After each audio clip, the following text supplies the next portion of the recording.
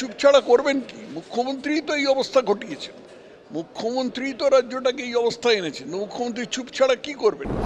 আমার সাথে বিজেপির এখন সম্পর্ক, আমি বিজেপির একজন কট্টর সমর্থক মাত্র এবং স্বয়ংসেবকও বটে।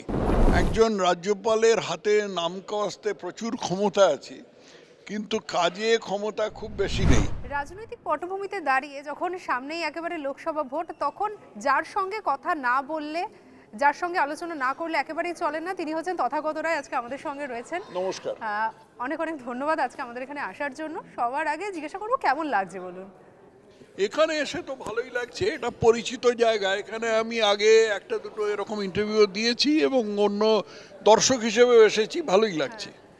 তো আপনাকে যখন পেয়েছি, আপনিও একটু আগে বলছিলেন, অবশ্যই একটা প্রসঙ্গ উঠেই আসছে, যেহেতু সামনে লোকসভা ভোট, সন্দেশখালি বর্তমানে রাজ্য রাজনীতি ঠিক কোন জায়গায় দাঁড়িয়ে বলুন তো? কারণ আপনাকে তো আমরা বারবার দেখেছি, আপনি নিজের দলের বিরুদ্ধেও কিন্তু মুখ খুলতে, সোজাসাপটা উত্তর দিতে কখন আপনি পিছু পা হননি। না, তার কারণ হচ্ছে নিজের দল বলতে সেরকম কিছু নেই। আমার সাথে বিজেপির এখন সম্পর্ক, আমি বিজেপির একজন কট্টর সমর্থক মাত্র এবং স্বয়ংসেবকও বটে। রাষ্ট্রীয় স্বয়ংসেবক সঙ্গে স্বয়ংসেবক বিজেপিরা অনেকদিন আগে থেকেও। তো সেই হিসেবে বিজেপির সাথে আমার প্রত্যক্ষ সম্পর্ক নেই, কিন্তু একটা আত্মার সম্পর্ক আছে। সেই জন্য আমি যখন মনে করি যে বিজেপি কোনো একটা ব্যাপারে ঠিক পথে চলছে না, তখন আমি বন্ধুভাবে বিজেপিকে ঠিক আমার যে পরামর্শটা, যে কথাটা উচিত মনে হয় আমার এত বছরের অভিজ্ঞতার পরিপ্রেক্ষিতে, আমি সেটা বলবার চেষ্টা করি আর কি। তারপরে কেউ শুনলো না শুনলো সে আর আমি কি করব, নিরাসক্তভাবে উপদেশ দিয়ে যাই। তথাগত, আপনি কি কোথাও গিয়ে মনে করছেন এই যে সন্দেশখালি ইস্যু, সেটাকে কাজে লাগিয়ে বিজেপি কিন্তু যথেষ্ট পরিমাণে অ্যাক্টিভ লোকসভা ভোটের আগে, কতটা ফলপ্রসূ হবে এই সন্দেশখালি ইস্যুটা? দেখো, এইভাবে জিনিসটা দেখা ঠিক না। সন্দেশখালি একটা মানবিক সমস্যা, এটা যে শুধু রাজনৈতিক সমস্যা তা নয়। এটা কাজে লাগানো, ফলপ্রসূ, এই ব্যাপারগুলো সেকেন্ডারি। সন্দেশখালিতে যে ব্যাপারটা হয়েছে সেটা হচ্ছে যে সাধারণ চাষিদের, গরিব চাষিদের, তাদের মধ্যে শিডিউল কাস্ট এবং শিডিউল ট্রাইব সম্প্রদায়ের লোকেদের, এদের উপরে অকথ্য অত্যাচার করা হয়েছে। সরকারি ব্যবস্থাপনায় সরকারি পক্ষপাতিত্ব করা হয়েছে, এদের জমি কেড়ে নেওয়া হয়েছে এবং সর্বোপরি এদের মেয়েদের নিয়ে বীভৎস অত্যাচার করা হয়েছে। এই রকম অত্যাচারের কথা আমি সেই 1946 সালে নোয়াখালীতে যেরকম হয়েছিল, যেটা সেই গান্ধীজি ওখানে গিয়ে খুব বিখ্যাত করে দিয়েছিলেন। গান্ধীজি কিছুই করতে পারেননি যদিও, কিন্তু একটা অশোকা গুপ্তের একটা বইয়ের একটা কথা আছে, আমি উল্লেখ করি। এরকম ওরা গিয়েছিলেন যে একটি বাড়িতে, তারা জাতে নাপিত, সে একজন মহিলা লম্বা ঘোমটা দিয়ে তাদের জানালেন যে প্রত্যেক দিন রাত্রে 3 জন এসে তাকে নিয়ে যায় এবং সকালবেলা তাকে ব্যবহার করে আবার ফেরত দিয়ে যায়। এই জিনিস যে স্বাধীন ভারতে চলতে পারে, পশ্চিমবঙ্গের মতো রাজ্যে চলতে পারে, যে রাজ্য শ্যামাপ্রসাদ তৈরি করেছিলেন হিন্দুর সব একটা বাসভূমি থাকার জন্য, আমরা কখনো ভাবতে পারিনি। এই জিনিস হচ্ছে, এই জিনিস লুকোবার চেষ্টা হয়েছে এবং লুকোবার চেষ্টা সেটা একেবারে খুলে গেছে, কারণ সত্য কখনো চাপা থাকে না। এটা ফলপ্রসূ হবে কিনা এটা গৌণ প্রশ্ন। ফলপ্রসূ তো নিশ্চয়ই করতে হবে, তার কারণ হচ্ছে যে এই রকম অত্যাচার মানুষের ওপর কখনো চলতে পারে না, এই নৃশংসতা, এই নির্যাতন কখনো চলতে পারে না। সেটা তো রাজনৈতিক স্বার্থে দল যা করবার করবে, কিন্তু সাধারণ মানুষের যে বিষয়টা সজাগ থাকতে হবে সেটা হলো যে অত্যাচারের বা নির্যাতনের ধরনটা কি ভয়াবহ হচ্ছে। একটা কথা বলুন, আমরা তো বর্তমানে যে রাজ্যপাল রয়েছেন আনন্দ বোস, তাকে আমরা দেখছি তিনি বারবার যাচ্ছেন, পৌঁছানোর চেষ্টা করছেন। একসময় আপনিও এরকমভাবে রাজ্যের গুরুদায়িত্ব সামলেছেন। তো রাজ্যপালের ভূমিকা নিয়ে কি বলবেন? তিনি কি যথেষ্ট অ্যাক্টিভ রয়েছেন? তার জায়গা থেকে তিনি যে পদক্ষেপগুলো করছেন সেখানে কি ঠিকঠাক এগোচ্ছেন নাকি কোনো খামতি থেকে যাচ্ছে? দেখো, তোমরা রাজ্যপালের এটা সীমাবদ্ধতাটা পুরো বুঝতে পারো না। একজন রাজ্যপালের হাতে নাম কাওয়াস্তে প্রচুর ক্ষমতা আছে, কিন্তু কাজে ক্ষমতা খুব বেশি নেই। কাজে রাজ্যপাল দুটো জিনিস করতে পারেন যেটা রাজ্য সরকার অস্বীকার করতে পারে না। একটা হলো তথ্য চাইতে পারে, যে কোনো তথ্য, পুঙ্খানুপুঙ্খ তথ্য রাজ্যপাল চাইতে পারেন। আর 2 নম্বর হচ্ছে রাজ্যপাল রাজ্য সরকারকে উপদেশ দিতে পারেন, কিন্তু তারপরে রাজ্য সরকার কি করবে, তার উপদেশ মানবে কিনা সেটা তো রাজ্য সরকারের ওপর। রাজ্যপাল রাজ্য সরকারকে বাধ্য করতে পারেন না, রাজ্যপাল সেটাকে কেন্দ্রীয় সরকারের গোচরে আনতে পারেন, তারপরে কেন্দ্রীয় সরকার তার উপরে যা ব্যবস্থা নেবে।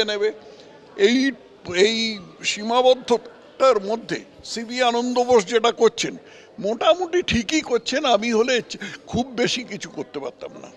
তাহলে বর্তমানে এই যে রাজ্যের সঙ্গে রাজ্যপালের যে সংঘাত, সেটা আমরা আগের রাজ্যপালের ক্ষেত্রে দেখেছি, এই রাজ্যপালের ক্ষেত্রেও দেখছি। তো তারও আগে দেখেছো, সেটা বলছো না কেন? হ্যাঁ, মানে যে যখন গোপাল গান্ধী ছিলেন তখনও দেখেছো। হ্যাঁ, এবার তো প্রত্যেকটা ক্ষেত্রে এই যে সংঘাত, এই সংঘাতটা কোথাও গিয়ে তো বাংলার মানুষের জন্য খারাপ হচ্ছে, আগাগোড়াই খারাপ হচ্ছে।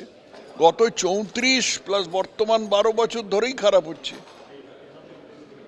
তাহলে বাংলার মানুষ যাবে কোথায়, কার কাছে যাবে? বিজেপি বাংলার বলছে মানুষের যে সর্বনাশ হবে। হ্যাঁ, বাংলার মানুষের সর্বনাশ হবে, কারণ বাংলার মানুষ এর ঘটনাচক্রে এরকম একটা দলকে ক্ষমতায় এনেছে যাদের একমাত্র উদ্দেশ্য হচ্ছে পরবর্তী নির্বাচনটা জেতা। তাতে যা খুশি হোক, লোক চুলোয় যাক, আগুন লেগে যাক, জলে বন্যা হোক, ধানি জমি সব নোনা জলে ভেসে যাক, কিচ্ছু এসে যায় না। বাংলা একটা পার্শ্ববর্তী ইসলামী রাজ্য বাংলাদেশ, তারা বাংলা তারা অধিকার করে নি, কিচ্ছু এসে যায় না। পরের নির্বাচনটা জিততে হবে, পাখির চোখ এই একমাত্র। আর এখন তার সঙ্গে একটা মানে যোগ হয়েছে, সেটা হলো যে ভাইপোকে যথাস্থানে বসাতে হবে। তো এই নিয়ে এইটা সেখানে রাজ্যের মানুষের ভালো করবার জায়গাটা কোথায় নেই।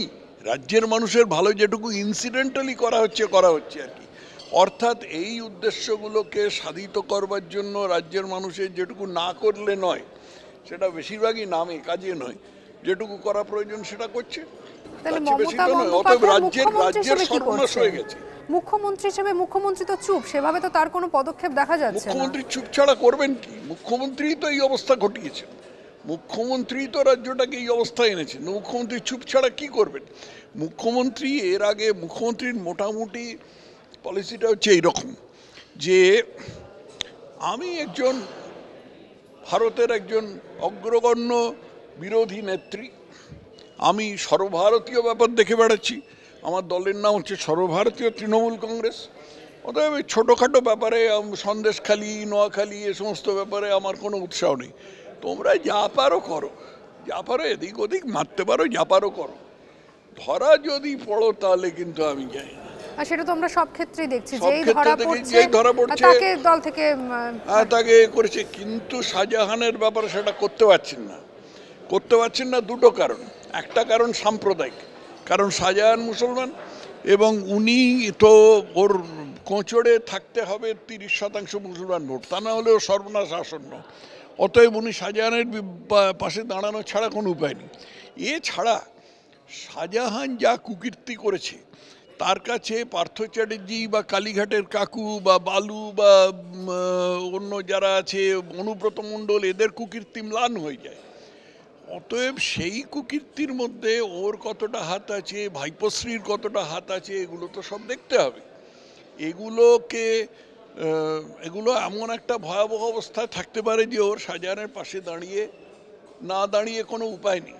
এইটাই হচ্ছে পরিস্থিতি। তাহলে বিজেপি যে বারবার বলছে যে শাহজাহানকে শেল্টার দিচ্ছেন মমতা, শুভেন্দু অধিকারী বলেছেন যে কালীঘাটে যাও তাহলেই তো শাহজাহানকে দেখতে পাবে। আমিও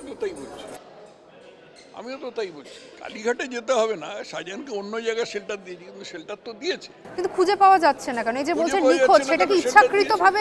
না, রাজ্য পুলিশ না হয় মেনে নিলাম যে কাজ করছে না, কিন্তু তাহলে কেন্দ্র কি করছে?